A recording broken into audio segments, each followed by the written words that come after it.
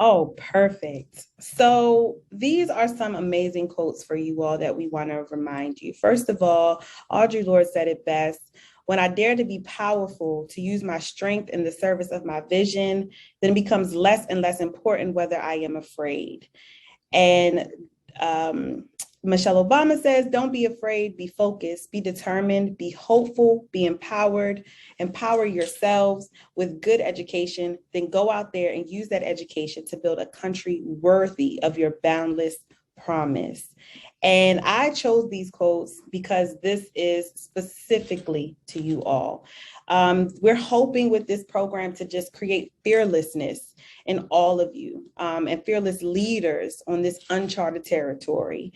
While it might seem a little frightening now that you might be the only or one of few in this area, we're all hoping that you'll need to feel, that will give you what you need to feel fearless enough to continue, to just push through it. And that even if you are afraid in it, don't stop, keep going, use your fear to motivate you, to push you through and to get you to the next step. So this is what we're hoping to create in you and what we know you all can embody going forward. Right. Next slide for us, please. Okay, so this program has several objectives, and we all kept you brilliant and bright students. We knew that you could accomplish them. So we definitely want to, one, increase the number of African Americans in the asset management and finance industry.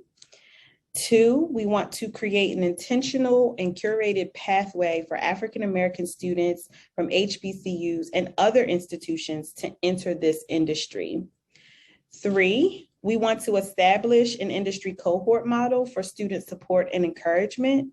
And four, we want to help the Massachusetts, Boston, New England, UNCF regional office to build a robust pipeline of diverse talent. That's you all, that diverse talent for its uniquely concentrated asset management and finance sector.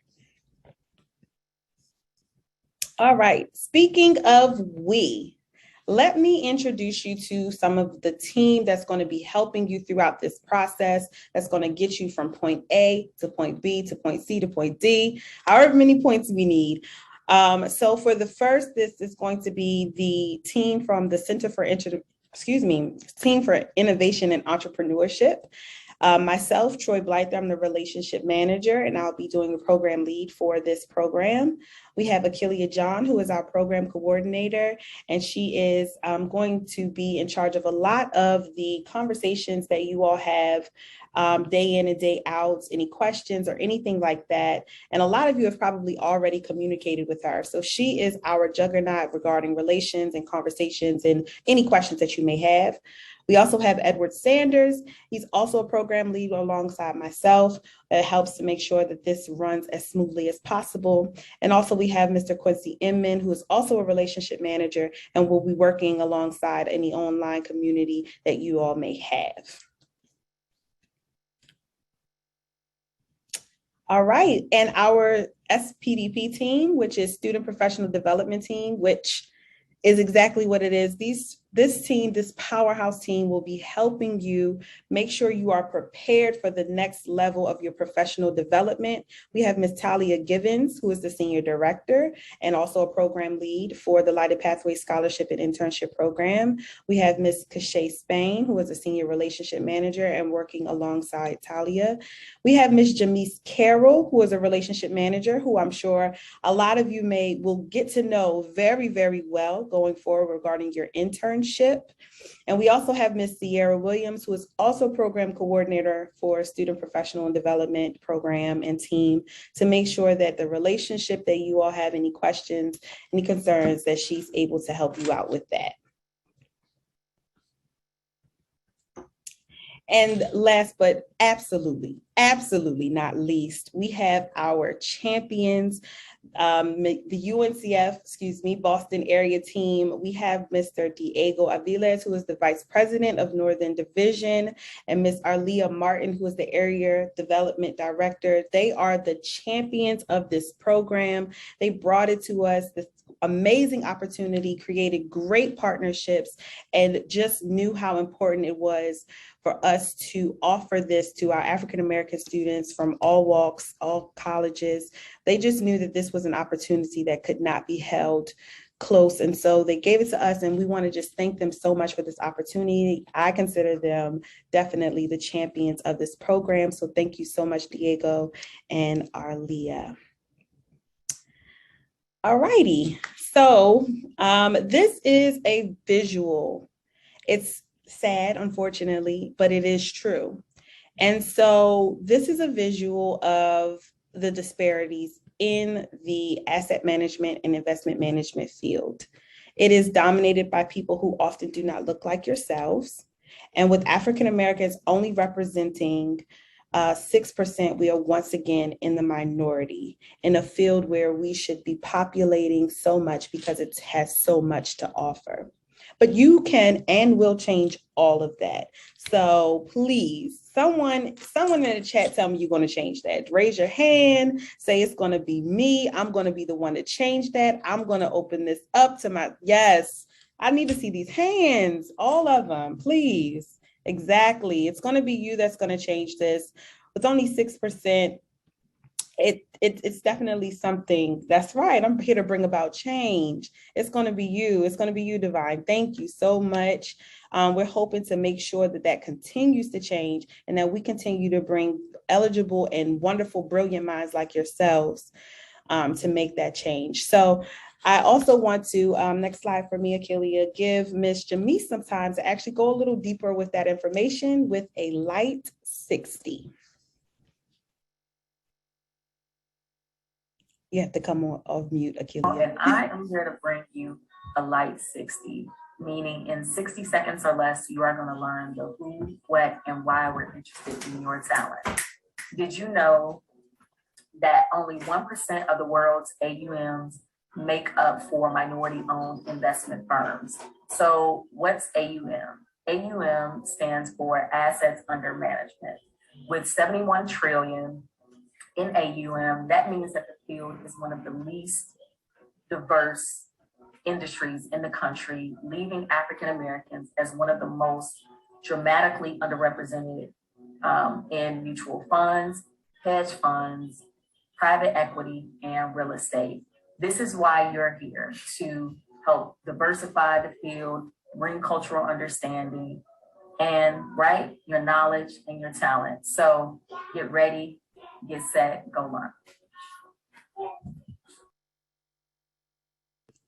Awesome, awesome. So let's get ready, let's get set and go learn. It is time. Do not go where the path may lead, but instead go where there is no path and blaze those trails.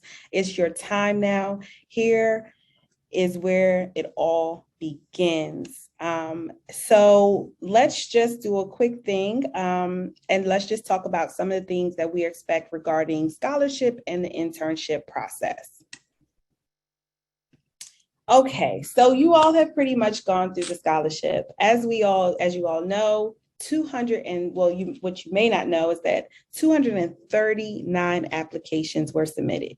You rose above it. You rose above it all, and 60 scholarships and internships were available, and you all made that mark. Thank you so much. So we read your applications, we scored them, we ranked you all, and then you now will be going through an FAO verification, and we're given a scholarship finalist notification. So now that you are at the finalist stage, you will also go through a summer series session, this being the first one. There'll be 3 more throughout the month of June, and the times will vary, but for the most part, they'll be from 5 p.m. to 6 p.m. Eastern Standard Time. If you haven't already, please make sure that you put those times aside. They are absolutely mandatory. Following your summer series, you will be given a fall award. Your fall award will be in the amount of $1,250. And then you'll be given a spring award, which will come around December after your internship process. And that will amount into $1,250 as well. So again, you will be going through different sessions to make sure that you all are absolutely doing everything that you need to get your next set of award. All righty. So without further ado, I'm going to go ahead and reintroduce you to Ms. Jamise Carroll, and she'll be walking you through what the process of the internship is like. Thank you so much, Troy. So you all are probably wondering what's next. So please feel free to know that we will leave questions at the end of today's session because we know that some questions may come up and we are giving you a lot of information. I know this session is also being recorded. So again, don't worry yourself to take, furious, crazy fast notes. You'll have this to reference in the future. So as Troy mentioned, you all will be going through a summer series, and really this is meant, again, as Troy said, to help you be the most prepared, viable candidates for the internship opportunities for summer of 23. So how are we going to do that? How are we going to help best prepare you? So there's a couple ways. So the first is through resume review, and the second is mock interviewing, right? We know that practice makes perfect, right? The more you practice the interviewing process, the more natural you the experiences. So we will be utilizing an online e-learning platform called Schoology. You all will receive an email invitation from us to join the Schoology platform, and that is where we will host resources for your professional development. So you will upload your resume to us, and then we will use a program called Spark Hire, which is an external program outside of Schoology to facilitate the mock interview process. So again, you'll get an invitation, email invitation with this information so that you know your deadlines and next steps. So you will go through this process, and again, meant to help you be best prepared and to make you all stellar intern candidates. Next, we will match you with a coach. So your coach will be a professional an expert from the field. So we were very intentional about who your coaches and where we wanted your coaches to come from. So you'll have, a professional who you can really lean on, ask questions, be a thought partner with, and really, kind of help you figure things out, to help you practice the interviewing process, to really help you understand your skill set and how to articulate that in an interviewing setting. You're experiencing the program orientation today, but know that, as you continue through this process, we will, make sure that you're prepared all the way through to the summer. So we will be there with you until the very end. We're happy to share that because you are part of this experience, you also get to participate in our Student Leadership Conference. So the Student Leadership Conference typically takes place in May, and this is really meant to bring all of the interns within the SPDP programs and larger UNCF to delve deeper into some of the topics that we spoke about earlier. So we had everything from mental health awareness to business writing to navigating the workplace space as a great myriad of topics. And by participating in the Lighted Pathways program, you get the opportunity to attend our SLC conference. You should expect that the internship experience, once you go through and have completed, right, the series, the summer series, once you have completed the coaching that will take place, next, right, we will match you for an interview with one of our 22-23 internship host companies. You can expect that your internship will be about a 10-week internship. And what makes this program really unique and special is that there's a few things. So we do provide all of our interns with housing in this program. You will receive transportation to the city of Boston and from the city of Boston at the conclusion of your internship.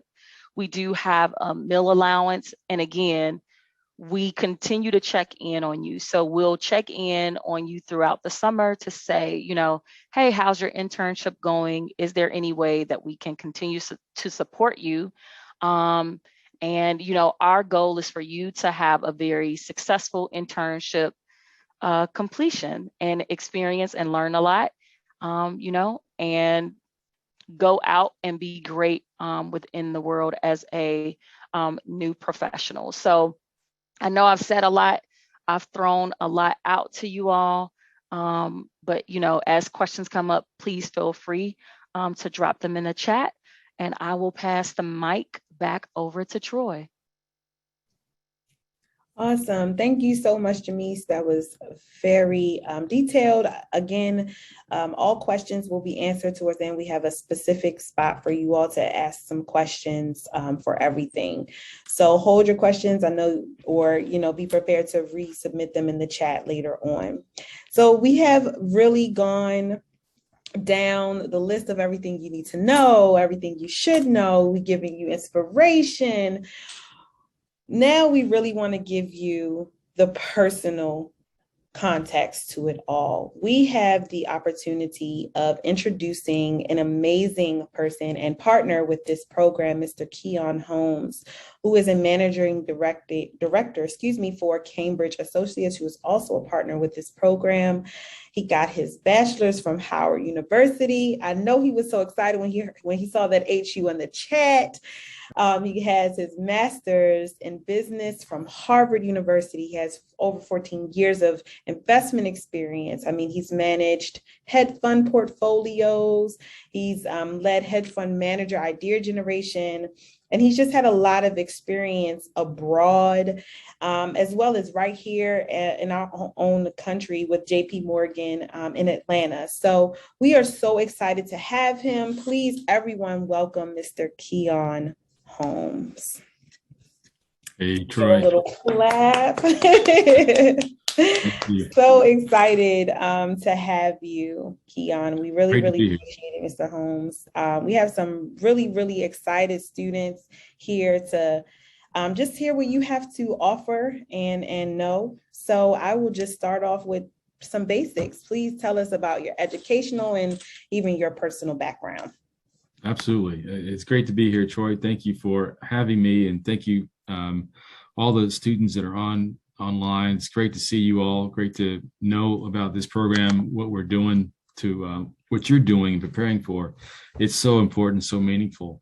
You know, I had the pleasure of working with Diego and many others, you know, to get things going with it. And I'm so excited that we're in year 2 and excited about the future for the program. A little bit about myself. I am from Atlanta, Georgia, originally. Grew up there. My mom's a Spelman alum. I went to Howard University on scholarship. Countless members of my family attended HBCUs, Tuskegee, Florida A&M, Xavier University, Morehouse College, Hampton. And so lots of family members attended HBCUs. It's in my heart, it's my blood. And so I know the power of HBCUs and what they can do in terms of production.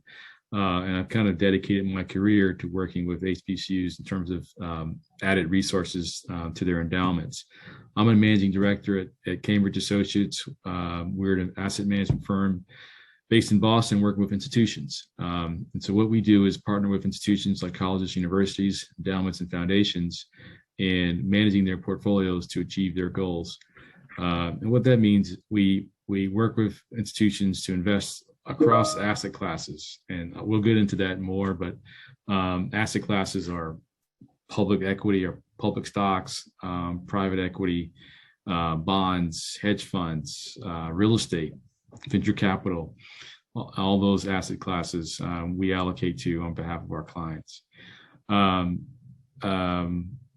background, again, what I did before coming here was I worked at JP Morgan out of college. I went to college for electrical engineering, and realized when I did that, I was like, man, I don't know if I want to be in a lab building circuit boards. And JP Morgan came calling my last year of college at Howard, and had a great program, got my feet wet on the Wall Street, knew nothing about stocks and the stock market before taking that job.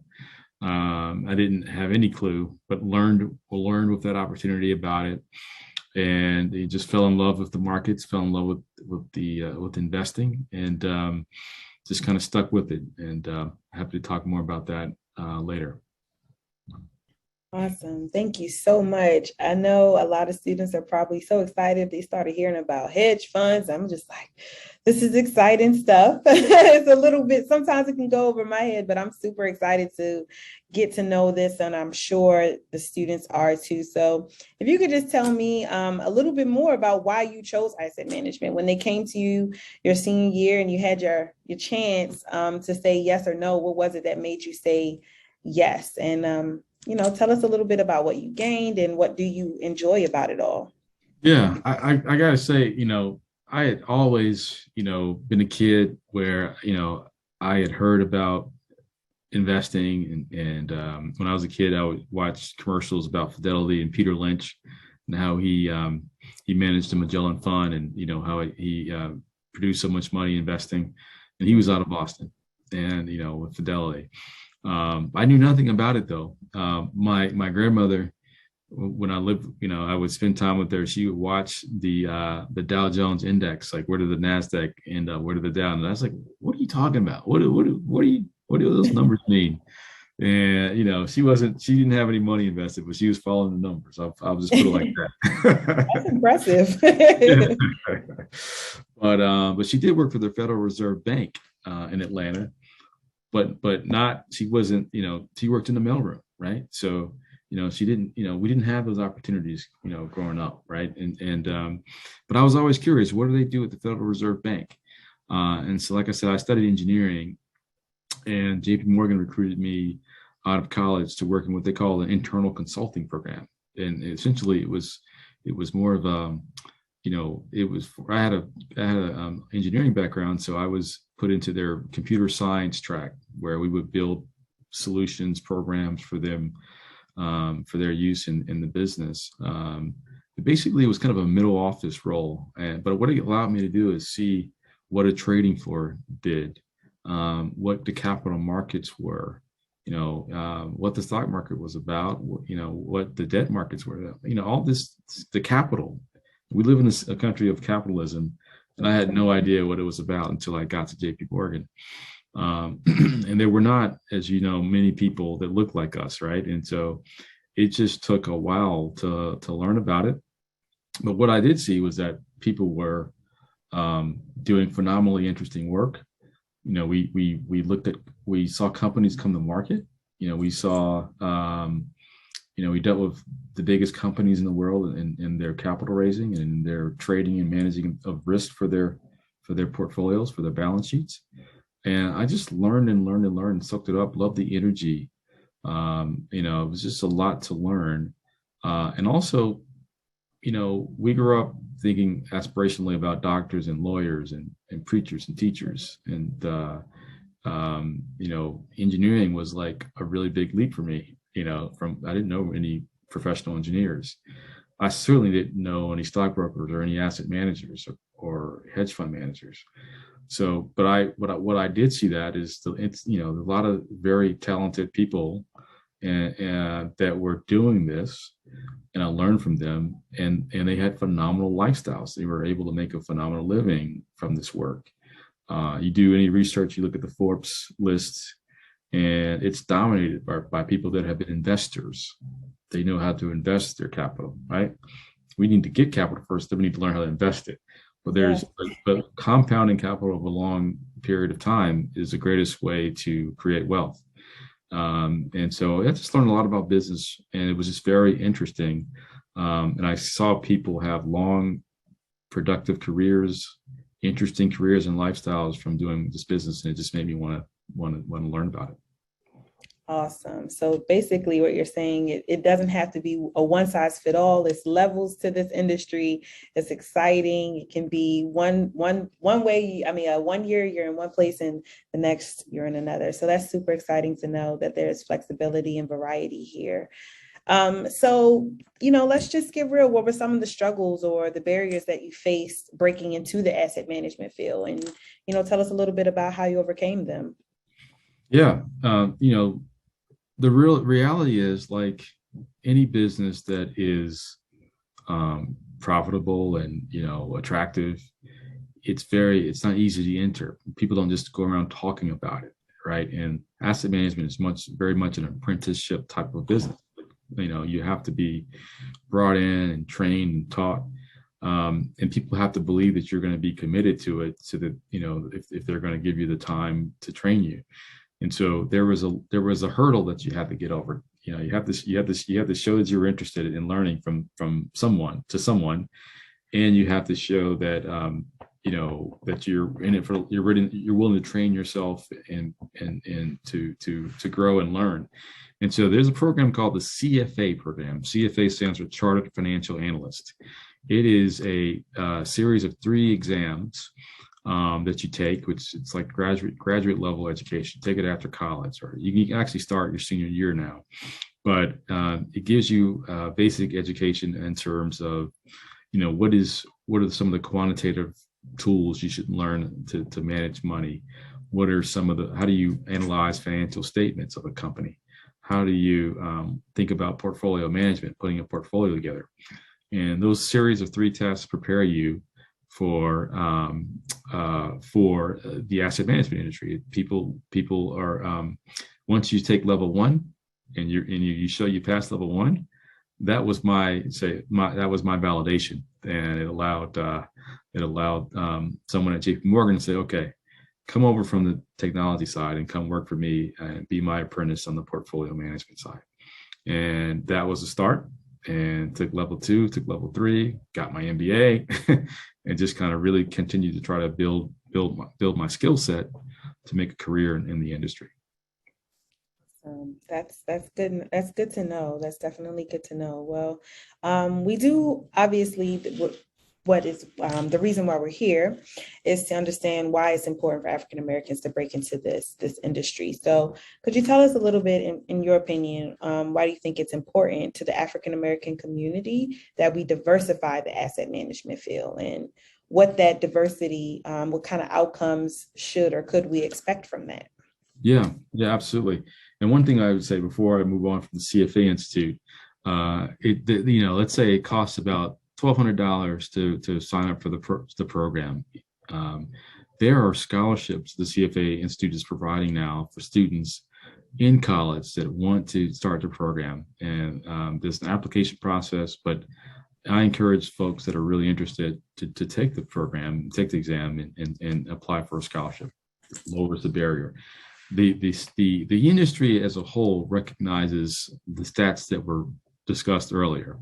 1.5% of total assets in the industry, trillions of assets, less than 1.5% of them are managed by women-owned firms or people of color-owned firms. Of all the people that work in the industry in the country, less than 2.5% are Black. Less than 2.5% are Black. That's broader than the Financial Advisor Network, but the whole industry. And so, there is a huge lack of diversity, and the industry recognizes it. And the industry is all about, thinking about how to build resilient portfolios. Building resilient portfolios is all about diversification. Having diverse risk profiles, so you can reduce your risk profile, having diversification. And within investment teams, you want to have diversity of thought. But when everybody goes to the same schools, when everybody looks like each other, it's very hard to get that. And so, just in industry theory, it makes sense to be more inclusive. And, I think the country realizes that, certain folks have been left out and shut out of really attractive industries that can create wealth. And that's another major reason I think, Black people in particular need to look at the industry to as a long-term career, because you learn a lot about business, you learn a lot about investing, you learn a lot about wealth creation, and like I said earlier, you got to know about it first, and you got to put it in practice, and you're able to help others behind you. And then the last thing I'd say about it, because this is at home, this is hitting home, where our HBCU endowments, Yep. taken together, are less than 5% of the total endowment value of Harvard University, right? Less than 5%. So we got a long way to go for our schools to have enough endowment wealth to really be sustainable. And we need really talented students like you all. We need to build up those pools so that we can have and hire talented people like you all to manage those pools, so that we can have that ripple effect, right? We can have the capital, invest it, support the universities, and allocate capital to help increase diversity within the industry, and just have a ripple effect. If you do it right. So that's why I think we need to have more. I love to have people working at Howard's endowment or working at Spelman Morehouse's endowment, stewarding those assets for high rates of return for those institutions. Wonderfully said. Excellently said. I hope you all are listening. Mr. Justin Bullion went ahead and put the link for the CFA Institute in the chat. So please take a look at that. Mr. Holmes talked about that, and it being an opportunity that you all, I'm sure, would be very much interested in. So take a look at that, and don't skip over it. It's really good for you. So ending the interview piece, I just want to ask one last thing, and I'm sure everyone is prepared for this question, but we couldn't let you go without it. So what is a piece of advice that you would offer students, like our students, exploring the option of asset management or investment management? Yeah, no, I would say, if you're anything like me, and hopefully you had more exposure than I had, just know that there are people out there that look like you, that are in this industry, and seek them out and try to find mentors. Don't be shy about that. Try to ask and just continually seek knowledge. Read as much as you can. Go to the CFA website. I mean, you can find out information about books to read, ways to learn more. There's a guy named Howard Marks. If you look at Howard Marks, he was one of the co-founders of Oaktree Capital in Los Angeles. He's a brilliant writer of investment theory. Anything that he's written, there's a book he's wrote called The Most Important Thing by Howard Marks. Just read that, and you'll learn a lot about the basics of investing. And if you want to be in the industry, being able to quote books like that, being able to maybe quote you read Warren Buffett, or you read Manish Pabrai, you've taken the time to really try to educate yourself about the industry and about investing, about the capital markets. Take your time to do that. There's another book. There's another guy named Seth Klarman, runs a firm called Baupost Group.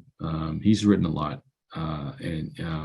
Just take your time and explore and expose yourself, and reach out to people in the industry to learn more. And I'm happy to be one of them.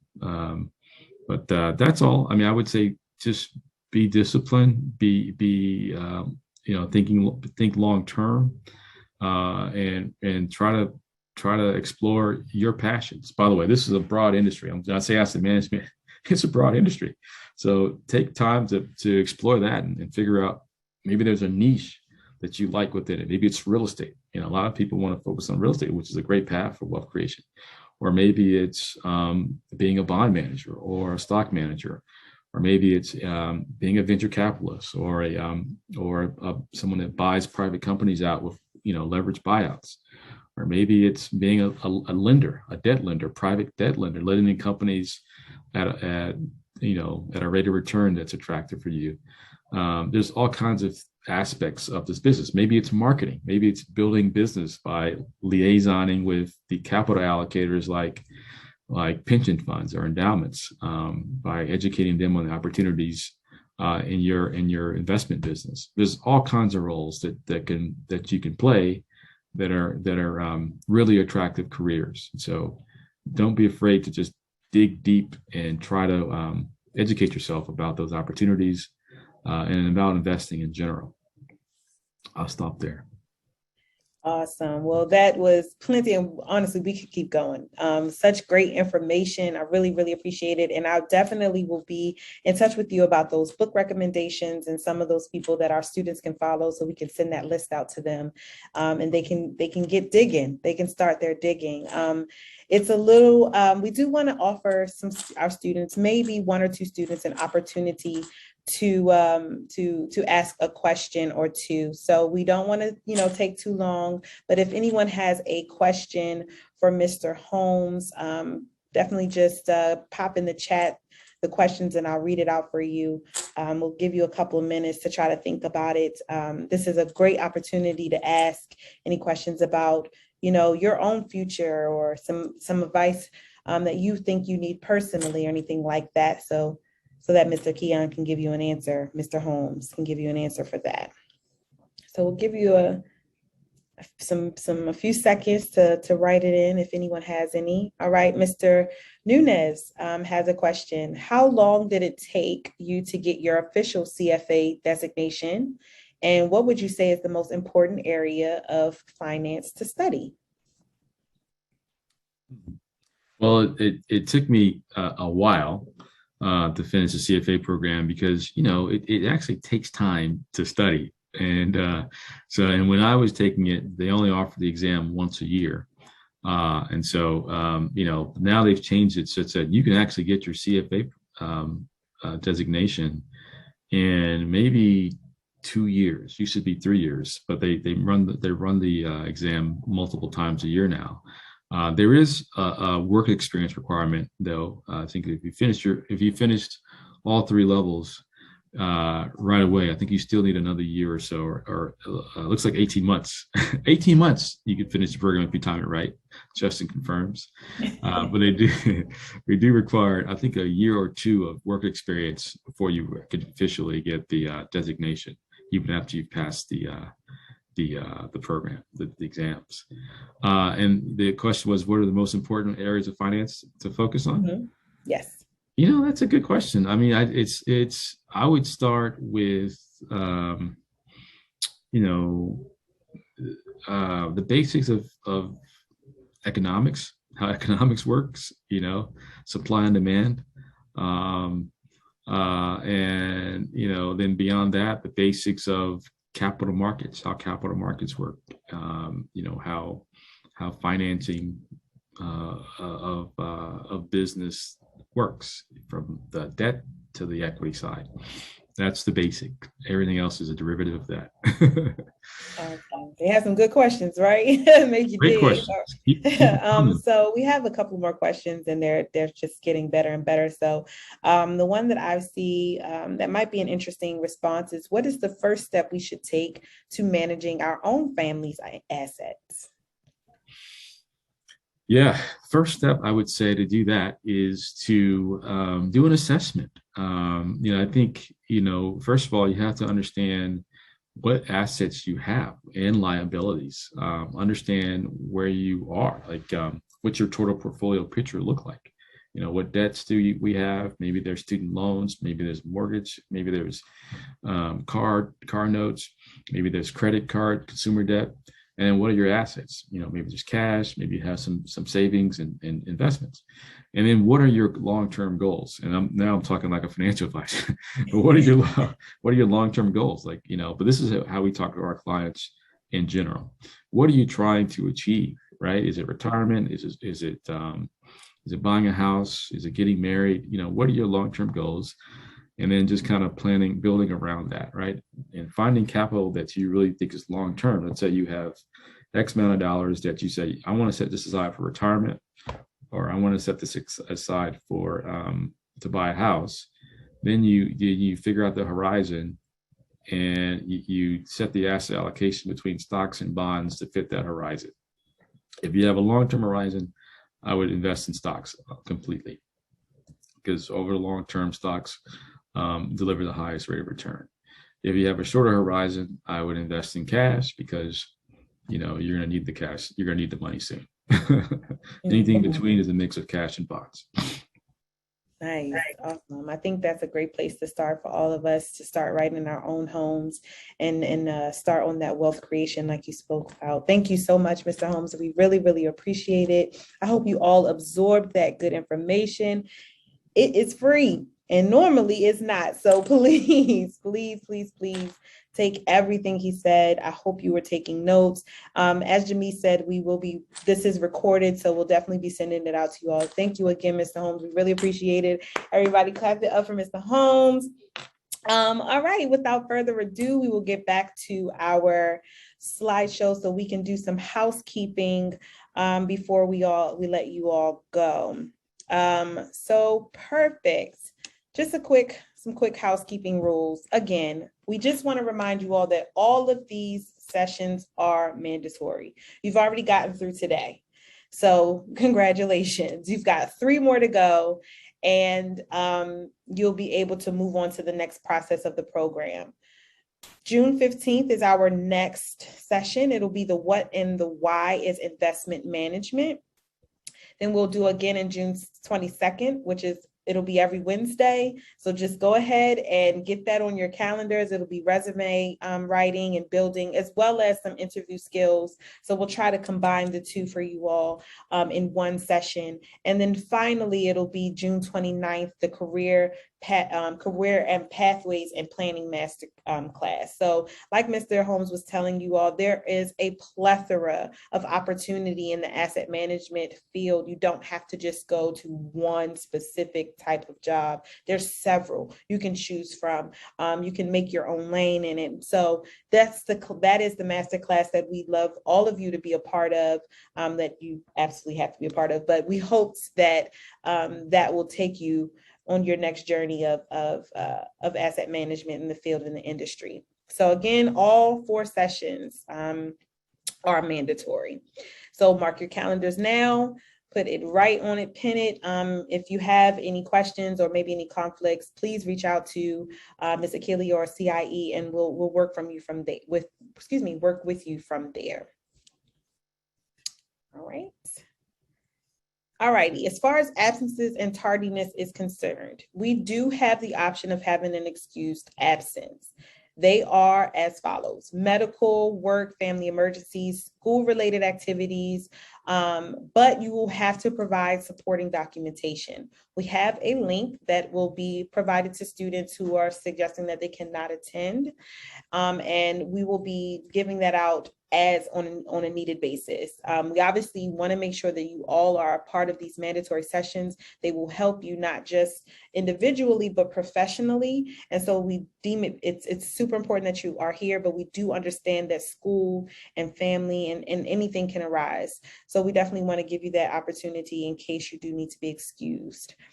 Tardiness is 15 minutes late. We are checking for tardiness. We want to make sure that everyone is on time, and given the fact that this is such a competitive program, we want to make sure that everyone's doing exactly what they're supposed to be doing. So please try to get here by, after 15 minutes late, you are absent. After 15 minutes starting the session, you are late. If again, you need to be later than that, please just reach out to us and we'll help you through that. We'll make sure that you're not documented or marked as late. One unexcused absence disqualifies you from this program. I know it's harsh, but I got to say it again. One unexcused absence will disqualify you from this program. As I said before, this is a very competitive program. You are a beautifully selected group of students, but we have so many that would love to come in and be a part of this program. So we are very serious about making sure that you come on time and that you are here and accounted for. Any unexcused absence, unfortunately, will not be tolerated and you will be disqualified from the program. I do want to also just, again, remind you all, this is a scholarship and internship program. You're applying and your acceptance into this program means that you have committed to not just the scholarship portion, but also the internship portion of the possible internship placement. So again, just to remind you that internship is not until summer 2023. So don't think you have to go next week. Don't, go run into your mama like, we got to get ready for Boston. Not yet, almost. But just know that it will be, you are committing to both. All righty, next slide. And we also wanted to make sure that you all know that you all are supported and invested in by some amazing donors and sponsors, and they are all listed here. We want to just give a round of applause for them. Thank you so much. They're amazing, and they continue to invest in you all as students. They want to see you achieve. They want to see you progress and strive and get to the highest level that you could possibly get to. So, just thank you so much for all of our industry partners, our corporate supporters, our champion sponsors, and of course, our pioneering and presenting sponsors. Thank you so much. All righty. Last but certainly not least, we have some questions and we need some things for you. First things first, we need a professional headshot of you. We want to show you off. We want to put you in your own portfolios. We want to make sure that there is a face to the name. So please submit a headshot, a professional headshot of yourself. Let's keep the following in mind. Make sure it's a picture of yourself, shoulder up. No full body pictures that you are putting on Instagram or Twitter or you sent to your homegirl and she said it was a really nice picture of you. Let's keep it professional and preferably from the shoulder up. Please make sure there are no filters. We'd like to make sure we see your pretty face as is. And also make sure the picture is front facing. As beautiful as profiles may be, we definitely want to make sure that we can definitely see you face on. And make sure that you have business appropriate clothing and attire on in the picture. Nothing too revealing, nothing off the shoulder where it looks like you're just neck and head. So just make sure that it's very professional and avoid pictures with any distracting objects in the background. So preferably something facing a white wall or, a gray wall, anything like that would be preferred. Go ahead and take down this email. You'll be sending your headshot to CIE@uncf.org. And one of our teammates will go ahead and put that email also in the chat so that you can copy and paste it somewhere. Again, it's CIE@uncf.org. That email is where you'll be sending your professional headshots. Okay. Perfect. So this is your time. We have about 5 minutes left, which is perfect timing for a couple of questions and answers. Please use the chat box to ask any questions that you may have. If they're internship directed, just let us know. If you have questions about scholarship, just make sure that you make that clear.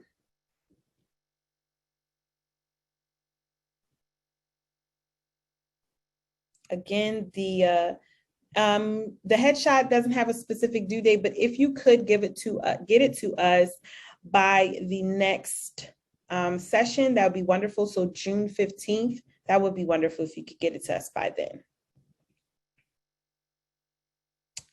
Excused absences will be sent to the CIE email or Miss Akeelia John. And as you all are sent the registration links and things like that, we'll also attach the excused absence link to that email.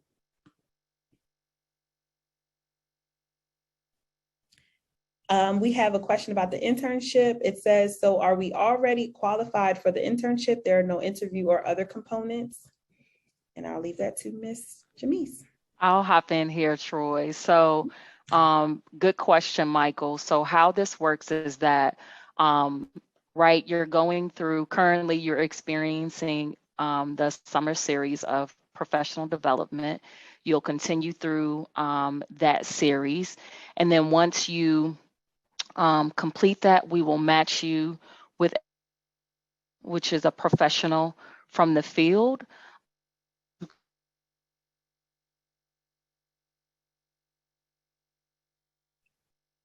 Oh no, Jamise. Jamise, I'm sorry, Troy. One more time. If you could say that one more time, you froze a little bit. So yes, the short answer is there is a interview portion component. The interview portion occurs after you have completed your coaching sessions. And so you'll be matched with a professional within the field. And from there, we will match you with a company to interview for the summer. Awesome. We have a lot of questions regarding the internship. So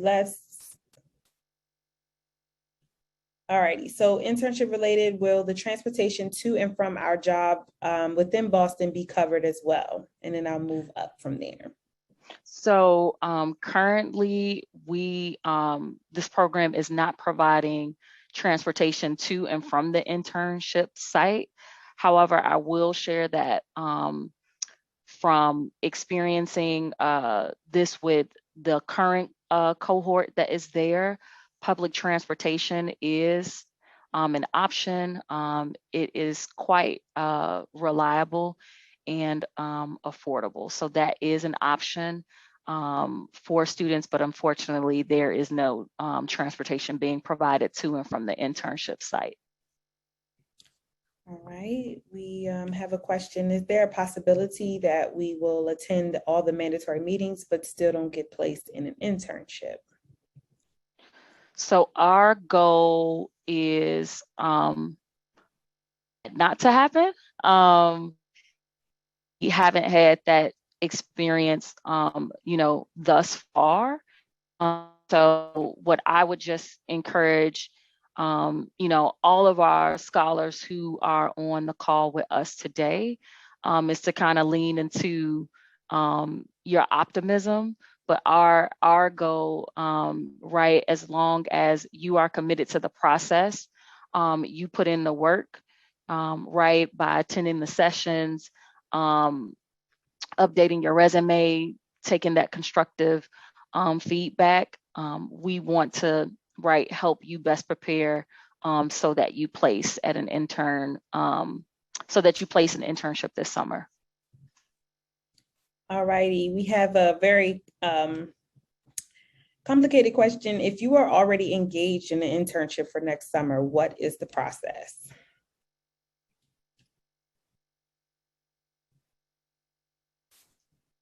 If you are already engaged in an internship?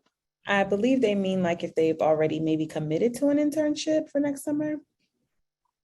So I definitely think that may be an maybe an offline conversation. But just as a reminder for students on this call, the scholarship and internship are paired and not separate entities. Yes. So there will be a right conflict there of eligibility. Yeah, I will definitely agree with Ms. Jamise there. Go ahead and we'll speak with you about that offline, because we definitely, like she said, this is so scholarship and internship opportunity. I guess I can answer this question. Will the internships be paid? No, these are unpaid internships, but If I'm correct, Jamise, that's correct, right?